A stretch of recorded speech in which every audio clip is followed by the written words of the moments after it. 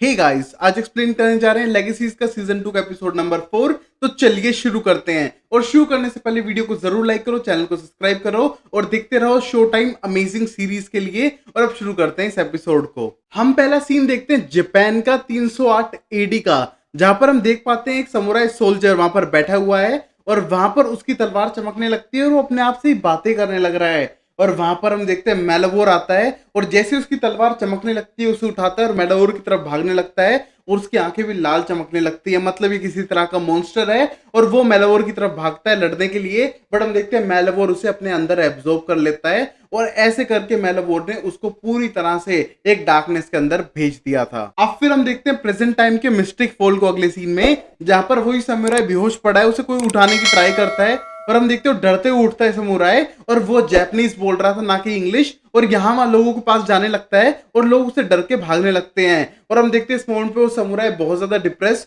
और टेंस दिखाई दे रहा है। और वही हम देखते हैं ये सब होने लग रहा था मिस्टिक फॉल्स में। और वहीं पर उसके स्कूल के अंदर अलारिक बैठ के बात करने लग रहा है इस टाइम पे होप पे, क्योंकि वो टेंस्ड है कि नेक्स्ट मॉन्स्टर भी जल्दी आने वाला है और उन्हें कुछ तो करना पड़ेगा। होप क्यों नहीं चली जाती है सेल्वाटोर स्कूल के अंदर, उसके लिए बेस्ट रहेगा और सबकी जान भी बचा पाएगी और अपनी भी सेफ्टी कर पाएगी। बट होप साफ कर देती है कि वहां पर वो जाना नहीं चाहती है और अपने और लेनेंट के बीच करीबियों को बताती है कि वो बहुत करीब थे एक दूसरे के और एक दूसरे से सच्चा प्यार करते थे। बट अब वो जोजी के साथ में है और बहुत ज्यादा awkward हो चुका है और वो उनका रिलेशनशिप तोड़ना नहीं चाहती है क्योंकि उसकी मेमोरी जा चुकी है। तो इसका मतलब ये नहीं है किसी की खुशी वो छीनेगी। और तभी हम देखते हैं जब ये सारी बातें कर रही थी वहीं पर हम देखते हैं कोप आ जाती है जो अलारिक से मिलने के लिए आई थी। बट तभी हम देखते हैं अलारिक को साफ कर देते हैं कि वो सेल्वाटोर स्कूल के आसपास ना घूमे, क्योंकि उसके खिलाफ एक ऑर्डर आया है कि अगर वो सेल्वाटोर स्कूल के पास गया तो शायद उसे गिरफ्तार कर लिया जाएगा। और ये सुनने के बाद अब अलारिक को बहुत गुस्सा आ रहा था उस नए हेडमास्टर पे, क्योंकि ये सब उसका किया धरा था।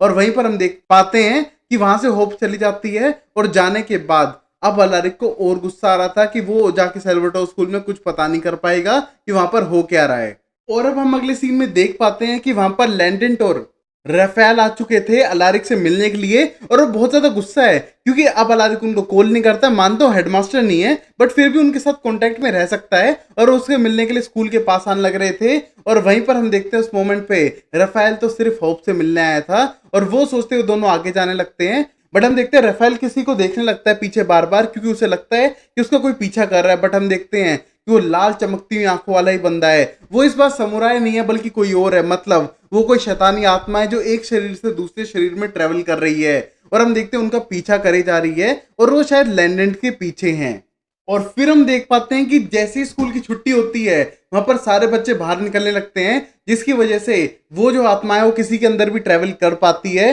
और पहुंच जाती है सीधा राफेल तक। हम देखते हैं राफेल एकदम आक्रामक हो जाता है और अटैक करने का ट्राई करता है बार बार लैंडेंट पे। बट हम देखते हैं उस टाइम पे होप आती है और उसको दूर फेंक के मारती है और बेहोश करती है और यहाँ पर वो लैंडेंट की जान बचाती है। और लैंडेंट बहुत ज्यादा खुश था कि उसकी जान होप ने बचाई है। और वही हम अगले सीन में देख पाते हैं जोजी को, जो अपने कमरे में बहुत ज्यादा सैड बैठी हुई थी क्योंकि उसके ब्लैक मैजिक करने की वजह से उसके ऊपर इफेक्ट्स पड़ने लग रहे थे और उसको बहुत बुरे वुंड्स आ चुके थे हाथ के ऊपर। और वहीं पर हम देखते हैं उन घाव को देखते हुए बैठी हुई थी और तभी उनका हेडमास्टर वहां पर आता है और हेडमास्टर पे गुस्सा होने लगती है कि तुमने किया है, तुमने उल्टा मैजिक मुझे सिखा दिया जिसकी वजह से ये सब होने लग रहा है। बट तभी हम देखते हैं उसका हेडमास्टर कहता है ये सब तो होगा, पहले स्टार्टिंग में थोड़ा बहुत होगा, तुम दवाई लगा लो या फिर इस पूरे मैजिक को और कहीं फेंक दो, अपने आप को आराम से बचा सकती हो तुम और इसमें कुछ गलत नहीं है। बट हम देखते हैं जोसे अपने फादर के वर्ड को यूज करते हुए बोलती है कि ये सब गलत है। बट तभी बोलता है नहीं ये गलत नहीं है, ब्लैक मैजिक भी एक तरह का मैजिक है जिसे हम यूज कर सकते हैं और तुम्हें कोई हेल्प चाहिए हो तो मेरे कमरे तक आ जाना, मैं तुम्हें हेल्प करूंगा ये सारे घाव हटाने के लिए। और ये कहने के बाद वहां से चला जाता है और वहां पर बहुत बुरा लगता है जोशी को कि उसने ब्लैक मैजिक किया है। और वहीं हम देख पाते हैं लिजी को, जो अपने नए बॉयफ्रेंड सेबेस्टियन की तैयारी के लिए सबको लगाने लग रही थी और वो उससे डेट पे मिलने वाली थी। और हम देखते हैं एमजी को यकीन नहीं होता है कि इतनी पागल हो चुकी है एक बंदे के लिए जो उसे कुछ टाइम पहले ही मिला है और वो दिखता भी नहीं है। और हम देखते हैं इस टाइम लिजी को ये बात बता नहीं सकता था, बट हम देखते हैं लिजी किसी की बात नहीं सुन रही है और बहुत ज्यादा खुश है सेबेस्टियन के साथ में और उसके लिए वहां पर डेट पे जाने के लिए तैयार है और वहां पर पूरी तैयारी करने लग रही थी। और अब अगले सीन में हम देख पाते हैं कि गेट के ऊपर एक समुराई आ चुका है, वही समुराई यहाँ पर आ चुका है सेल्वाटोर स्कूल के पास में। और हम देखते हैं वो अंदर आने का ट्राई करता है जिसे बार बार विलियम्स रोक रहा था और वो जापानीज समझ नहीं पाता है विलियम्स, बट तभी हम देखते हैं वहां पर जोजी आ जाती है जिसको जापानीज आती थी, और हम देखते हो कम्युनिकेट करने का ट्राई करती है बार बार उस समुराई से, और पता लगाती है कि वो एक डीमन हंटर है और वो पीछे आ चुका है एक ओनी नाम की डीमन स्पिरिट के पीछे, और वो यहाँ पर घूमने लग रही है। वो एक बॉडी से दूसरी बॉडी के अंदर ट्रेवल करती है और उस बंदे को याद ही नहीं रहता है जिसके अंदर वो आ जाती है। और हम देखते हैं ये बात सुनने के बाद सब लोग टेंस होने लगते हैं, क्योंकि अगर ये स्पिरिट आ चुकी है तो ये लैंडन के पीछे होगी और ऊपर से जो भी रास्ते में आएगा उसे पोजेस करते हुए जाएगी, जो बहुत ही खतरनाक हो सकता है। और हम देखते हैं इस वजह से जोशी उसके अपने साथ लेके आ चुकी थी और अपनी बहन लिजी से मिलती है और ये सारी स्टोरी बताने ही लग रही थी। बट हम देखते हैं लिजी पहली बात तो बहुत गुस्सा है, क्योंकि अगर ब्लैक मैजिक जोशी ने किया है उसके ऊपर इफेक्ट होगा तो लिजी के ऊपर भी इफेक्ट होगा, क्योंकि वो दोनों ट्विन है और अगर एक को चोट लगती है तो दूसरे को अपने आप फील होता है। और हम देखते हैं ये सुनने के बाद जोजी उसके सामने ला देती है उस समुराई को और बताने लगती है उस ओनी स्पिरिट के बारे में, जिसको सुनने के बाद साफ मना करती है लिजी कि किसी भी माइंड कंट्रोलिंग स्पिरिट को अपने कमरे में नहीं रखवाने देगी, क्योंकि उसकी जो मेंटल हेल्थ है पहले उसमें गड़बड़ चलने लग रही है, क्योंकि वो कैरोलाइन की बेटी है। तो मतलब थोड़ा बहुत उसको इमोशनल ब्रेकडाउन होता रहता है, तो कोई रिस्क नहीं लेगी वो किसी ओनी नाम की स्पिरिट को आसपास रखकर। और तभी हम देखते हैं समुराई को मना कर देती है, और वहीं हम देखते हैं समुराई की तलवार हर बार चमकने लगती है जब कोई सुपरनेचुरल चीज उसके आसपास होती है, और जैसे ही स्टूडेंट गुजरने लगते हैं उसकी तलवार चमकती है और वो मारने के लिए भागता है, जिसे बार बार जोजी रोकने लग रही थी। अब वही हम देख पाते हैं मिस्टिक फॉल्स के अंदर, वहां पर बेहोश करके रखा हुआ है होप ने राफेल को, और वहां पर लैंडन जाता है बुलाने के लिए अलारिक को हेल्प करने के लिए। और वहां पर हम देखते हैं पुलिस इंस्पेक्टर से बात कर रहा था और वहां पर स्कूल में एक मैच चलने लग रहा है। तभी हम देखते हैं अलारिक उनके साथ आता है और पूरी सिचुएशन को समझता है, और उस मोमेंट तक हम देख पाते हैं कि जोजी आ चुकी थी उस समुराई को लेके अपने साथ में, और आने के बाद उसका सबसे पहला क्वेश्चन ये था होप लैंडन के साथ क्या कर रही है और वो यहाँ पर है ही क्यों। और इसी मोमेंट पे हम देखते हैं कोई आंसर नहीं कर पाता है, और तभी हम देखते हैं समुराई की स्टोरी पता चलती है कि वो एक समुराई था, बचपन से ही ट्रेनिंग की थी उसने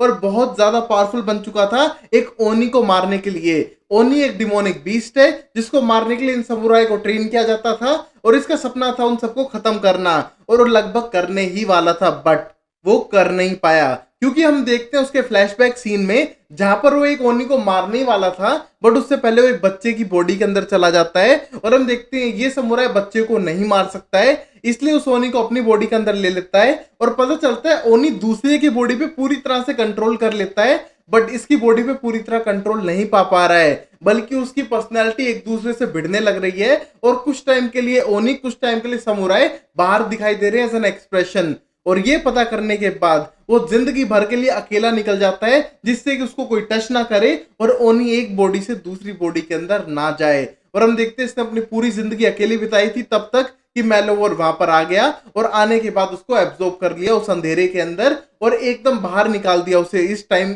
अपनी मर्जी से, जो उस समुराई को कुछ नहीं पता है और यहाँ पर आ चुका है, बट उसे उस ओनी को मारना ही होगा। और तभी हम देखते हैं उस सीन में बेहोश हुआ राफेल वापस जिंदा होता है और वहां से भागने का ट्राई करता है, जिसको देख के वो समुराई उसे मारने का ट्राई कर रहा था। और तभी हम देख पाते हैं होप को, जो मारने का ट्राई नहीं करने देना चाहती है उस समुराई को, और उसकी तलवार छीनती है मैजिक से, और हम देखते हैं वो गिराता है दूर समुराई को और वहां से भाग जाता है इस मोमेंट पे राफेल मारने के बाद उस समुराई को। और हम देखते हैं जैसे वो जमीन पे गिरता है उसका एक ही क्वेश्चन था कि तुमने पहले क्यों नहीं बताया मेरी तलवार छीनने से पहले, और वहां पर वो बेहोश हो चुका था। और तभी हम देखते हैं अलारिक उसको वापस लेकर जाता है प्रिंसिपल ऑफिस बैठाने के लिए, और हम देखते हैं सब लोग टेंस्ड हो रहे थे क्योंकि स्कूल की छुट्टी होने के बाद सबने एक दूसरे को टच किया होगा और ओनी अब कहीं भी जा सकता है और उसे ढूंढना ही होगा। और अब हम अगले सीन में देखते हैं कि दोनों पहुंच जाते हैं होप और अलारिक राफेल के पास में, जो अकेला बैठा हुआ था और बहुत ज्यादा नर्वस और डिप्रेस था। पहली बात तो वुल्फ फॉर्म से ह्यूमन फॉर्म में आ गया है, इस वजह से उसके साथ बहुत सारी गड़बड़ हो रही है और वो नॉर्मल नहीं हो पा रहा है, और ऊपर से ओनी ने उस पर अटैक कर दिया था और उसकी बॉडी को पोजेस कर दिया था। और वही हम देखते हैं लारिक और होप उसको मिलकर शांत करने का ट्राई करते हैं और पता लगाते हैं कि उसकी बॉडी को ओनी ने छोड़ दिया है और ओनी अब किसी और की बॉडी के अंदर है। और ये सोचते हुए वहां से राफेल को वापस भेज देते हैं और आगे ढूंढने लगते हैं। और वहीं पर हम देखते हैं इस मोमेंट पे जोजी लैंडेंट को ले जाती है ऑफिस रूम में और उसको वहां पर मैजिक से बंद करती है उस समुराई के साथ में, और कहती है बाहर जाने की बिल्कुल जरूरत नहीं है, ओनी तुम्हारे पीछे पड़ा है तो पक्का तुम्हें बच के रहना पड़ेगा, वरना वो तुम्हें मेलोवोर के अंदर लेके जा सकता है। बट तभी हम देखते हैं उस मोमेंट पे प्लान थे सारे लैंडेंट के अपने आप को खत्म करने के, और बोला मैं फिनिक्स हूँ, वापस जिंदा हो जाऊंगा, उन्हीं को मेरे बॉडी के अंदर डालो और खत्म कर देंगे। और तभी हम देखते हैं उस मोमेंट पे तलवार को टच करती है जोजी और पता लगाती है कि वो ब्लैक मैजिक से बनी है, और इतना सारा ब्लैक मैजिक शायद एक फिनिक्स को भी खत्म कर दे, तो रिस्क बिल्कुल भी नहीं लेने वाले हैं। और वहां पर उस समुराई के साथ बंद करके चली जाती है लेनेंट को, जहां पर हम देखते हैं लेनेंट अपने आप को मारने में कोई हिचक नहीं रखता है, क्योंकि उसे लगता है कि सबसे बड़ी प्रॉब्लम वो है, अगर वो मर जाएगा तो सब कुछ सही हो सकता है, चाहे वो वापस जिंदा हो ना, वो दूसरी बात है। और ये सारी बातें वो ट्राई कर रहा था समझाने का उस समुराई को, जिसको बिल्कुल भी समझ नहीं आ रही थी। और वहीं पर हम अगले सीन में देखते हैं जोजी जाती है सीधा होप के पास में, और वहां पर होप बोलती है कि उसको मरने मत देना, वो ट्राई करेगा। और तभी हम देखते हैं जोजी को बहुत ज्यादा इनसिक्योरिटी होती है, क्योंकि अब लैंडेंट उसका बॉयफ्रेंड है। और वहीं पर हम देखते हैं लारिक को ये बात नहीं पता थी कि उन डेट करना भी शुरू कर चुके हैं। और तभी हम देखते हैं उस मोमेंट पे हेल्प करने लग जाती है वहां पर होप, और ये देख के जोजी को बिल्कुल भी अच्छा नहीं लगता है। और हम देखते हैं होप वहां पर जाने के बाद बात करने का ट्राई करती है, और बोलती है तुम अपने आप को खत्म मत करना, ट्राई भी मत करना, क्या पता है डार्क मैजिक तुम्हें खत्म कर दे। और वहीं पर हम देखते हैं लेनेंट का क्वेश्चन ये था कि वो उसकी चिंता इतनी ज्यादा क्यों करती है, और कुछ तो हुआ है पहले, कुछ तो गड़बड़ है।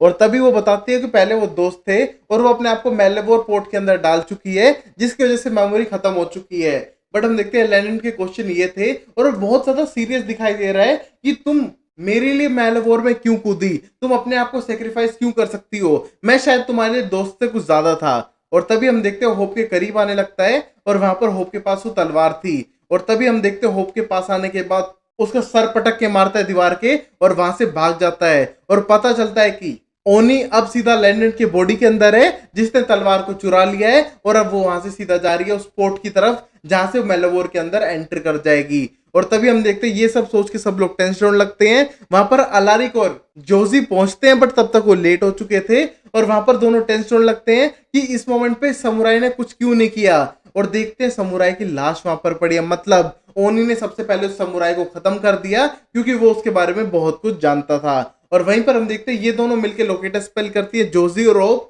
और वहां पर हम देखते हैं जोजी बहुत ही ज्यादा जेलस फील कर रही थी, और अलारिक उनको दोनों को शांत करने का ट्राई कर रहा है। अलारिक को कुछ डॉक्यूमेंट्स मिलते हैं जो निकाले हुए थे, और ये देख के पता चलता है कि वो पुलिस वाली के हैं जो उस पर बहुत लंबे टाइम से फ्लर्ट करने का ट्राई कर रही है। और पता चलता है कि उसके बारे में बहुत सारी रिसर्च की हुई है उस पुलिस वाली ने, और वो सारी रिसर्च सीधा अलारिक के ऊपर थी और उसकी बेटियों पे थी। और ये देख के अलारिक को बिल्कुल भी अच्छा नहीं लगता है, और उसका अब टारगेट बन चुकी है वो कोप, जो उसकी अच्छी दोस्त बनने का ट्राई कर रही थी। और वही हम देखते हैं लोकेटर स्पेल काम करने लगता है। वहीं हम अगले सीन में देखते हैं लिजी को, जो अभी डेट पे पहुंच चुकी थी सेबेस्टियन के साथ में, और हम देखते हैं सेबेस्टियन के साथ टाइम स्पेंड करने लग रही है, और बहुत ही ज्यादा अच्छा फील कर रही है, और बहुत ही पॉजिटिव फील कर रही है। और वहीं पर हम देखते हैं एमजी को यकीन नहीं था कि वो रियल में एग्जिस्ट करता है, इसलिए अपने दोस्त से एक कैमरा लेके आता है जिससे रिकॉर्ड कर सके और लिजी को सच्चाई दिखा सके कि वो किसी सेबेस्टियन से बात नहीं कर रही है, बल्कि इमेजिन कर रही है इन सब चीजों को जो रियल हो ही नहीं सकता है।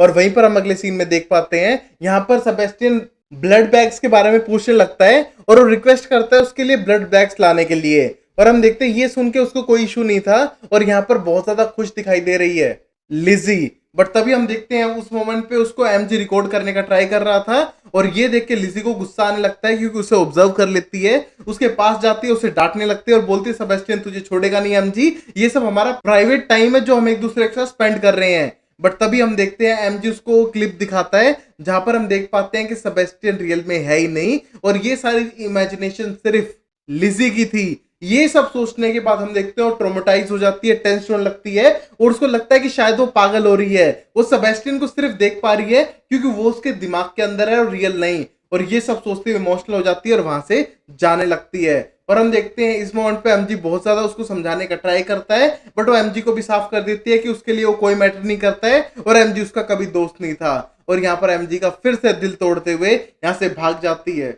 लिजी। और फिर हम देखते हैं इस टाइम पे शाम हो चुकी थी, जहां पर वो पुलिस से मिलता है, और हम देखते हैं इस मोमेंट पर लारिक बहुत ज्यादा गुस्सा है और पूछने लगता है कि तुम्हें मेरे ऊपर इन्वेस्टिगेशन करने की क्या जरूरत है। और तभी हम देखते हैं उस मोमेंट पे कॉप बोलती है उसको सिर्फ जानना था उसके बारे में कि वो कैसा पर्सन है, क्योंकि मुझे पता चला था कुछ बुरी बातें तुम्हारे बारे में, और पता करना था कि वो सच है कि नहीं है, और तुम कैसे फादर हो। और बात पता चली है कि तुम बिल्कुल सही हो, आई एम सॉरी, बट तुम्हारी लाइफ में कुछ ट्रेजेडीज हुई थी, इस वजह से मुझे चेक करना पड़ा। और हम देखते हैं इस बात पे मान भी जाता है और इस टाइम पे रिलैक्स हो जाता है अलारिक और बोलने लगता है कि उसकी लाइफ में कुछ ट्रेजेडीज हुई हैं, बट वो उससे कोप अप होकर अपनी लाइफ नॉर्मल जीने लग रहा है। और हम देखते हैं दोनों एक दूसरे के साथ टाइम स्पेंड करने लग रहे थे। और वहीं पर हम देखते हैं अगले सीन में जहां पर लिज़ी बैठी हुई थी मिस्टिक ग्रिल्स के अंदर में और वहां पर बहुत ज्यादा इमोशनल है और आइसक्रीम खा रही है। और तभी वो देखती है उस मोमेंट पे लैंडन को जाते हुए उस तलवार के साथ में और उसका पीछा करने लगती है क्योंकि बहुत ही अजीब लगा उसे। और तभी वो समझ जाती है कि वो ओनी स्पिरिट इसी के अंदर है। तभी तलवार छीनती है, पकड़ती है उसे, वो तलवार उसे मार देती है। और हम देखते हैं जैसे वो तलवार मारती है वहां पर लैंडन मर जाता है, बट मारने से पहले उसने उसको हाथ लगा दिया था तो ओनी स्पिरिट अब आ चुकी है लिज़ी की बॉडी के अंदर। बट लिज़ी उस पर कहीं ना कहीं कंट्रोल कर रही थी और अपने आप को बांध लेती है रस्सी से जिससे कि वो खुल के भाग ना सके। और वहां पर हम देखते हैं ओनी की स्पिरिट और यहाँ पर लिज़ी पे कंट्रोल करने का कंपटीशन चल रहा है। और हम देखते हैं कभी लिज़ी बाहर बोलती है, कभी ओनी बोलता है और वो दोनों कंट्रोल नहीं कर पा रहे हैं उसको छुड़वाने के लिए। और वहां पर होप और लिज़ी पहुंच चुके हैं उसे बचाने के लिए, बट बचाए कैसे? कभी बोलती है उसको आजाद कर दो, बट लिज़ी बोलती है मत करना, ओनी अभी भी कंट्रोल करने का ट्राई कर रहा है उसकी बॉडी को। और ये बहुत ही ज्यादा रेयर था कि किसी केस में ओनी के ऊपर हावी होने लगती है एक स्पिरिट और यहाँ पर लिज़ी कंट्रोल करने का ट्राई कर रही थी ओनी को। और वहीं पर हम देखते हैं उस तलवार से अपनी बहन को जान से नहीं मारना चाहती है क्योंकि अगर वो मर गई तो मर्ज नहीं होगा, ये अच्छी बात थी, बट वो अपनी बहन को खोना भी नहीं चाहती थी। बट हम देखते हैं इस मोमेंट पे लिज़ी चाहती है कि उसकी वो तलवार उसे मार दी जाए और अगर इसके बाद सब लोग बच सकते हैं उससे बेटर कुछ नहीं हो सकता है। और तभी हम देखते हैं इस मोमेंट पे दोनों ही रेडी नहीं थे करने के लिए और वहां पर टच करने पे भी उसके अंदर का डार्क मैजिक एब्जॉर्ब कर पा रही थी जोजी, जो उसके लिए बहुत ही खतरनाक हो रहा था। बट तभी हम देखते हैं वो अपनी ट्रिक लगाती है डार्क मैजिक को एब्जॉर्ब करने का और उसको यूज करने का उस ओनी को बाहर निकालने के बाद मेलवोर में डालने का। और हमें पता चलता है पार्क के अंदर मेलवोर का पोर्टल खुला हुआ है जहां पर ये सारी चीजें होने लग रही थी। और हम देख पाते हैं डार्क मैजिक को एब्जॉर्ब करती है उस तलवार में से और ओनी को भगा देती है जोजी और अपनी बहन की जान बचा लेती है। और वही हम देखते हैं इस सीन में लिज़ी जोजी बहुत ज्यादा खुश थी बट होप लेके जाती है लैंडन की बॉडी को जंगलों में जिससे कि जब उसकी बॉडी में आग लगे कोई देख ना पाए। और हम देखते हैं अब लैंडन वापस जिंदा होके आ चुका है और उसका क्वेश्चन होप से यही है कि जब भी वो मरता है लास्ट टाइम में होप को ही क्यों देखता है। बट हम देखते हैं होप के पास इसका कोई आंसर नहीं था और वो बोलती है जोजी के पास जाओ, तुम्हारा वेट कर रही होगी। और हम देखते हैं वहां से जाने का प्लान बनाती है और वो इस मोमेंट पे लैंडन से ज्यादा बात नहीं करना चाहती है। और वहीं हम अगले सीन में देख पाते हैं जोजी की हालत खराब हो चुकी थी उस मैजिक को एब्जॉर्ब करने के बाद में और वो सीधा हेडमास्टर के पास पहुंचती है कुछ सॉल्यूशन के लिए। उसने कहा कि उसने आज डार्क मैजिक किया है और उसका रीजन था उसकी बहन को बचाना, इस वजह से उसने गलत तो नहीं किया, बट आपने सुबह कहा था कि आप मेरी हेल्प कर सकते हो, तो प्लीज मेरे अंदर जो थकावट है, मुझे एनर्जी फील नहीं हो रही है ब्लैक मैजिक करने के बाद, उसको सही कर दो। और हम देखते हैं इस मोमेंट पे एक सैंड ग्लास लेके आता है। हेडमास्टर बोलता है कि इसमें तुम अपना डार्क मैजिक डाल सकती हो और ये तुम्हें हेल्प करेगा। बट हम देखते हैं जोजी को उस पर 100% यकीन नहीं था और वो पूछती है कब तक कर सकती हूँ। बट तभी हम देखते हैं हेडमास्टर उसको रखता है और बोलता है हमेशा के लिए, कितनी बार भी चाहो करो, बट थिंग इज ये ग्लास टूटना नहीं चाहिए। और तभी हम देखते हैं लिज़ी उस पर हाथ रख के अपना सारा डार्क मैजिक उसके अंदर डाल देती है जिससे पहले जैसे बिल्कुल नॉर्मल हो जाती है और फिर जाके मिलती है लैंडन से और उसके साथ थोड़ी इंटीमेट हो जाती है। और वहीं हम अगले सीन में देख पाते हैं उसी मेलोवर पिट के पास मिस्टिक फॉल में पार्क के अंदर दो लोग आते हैं लाल कपड़ों में। तब तक के लिए take care, bye bye, sayonara and Tata.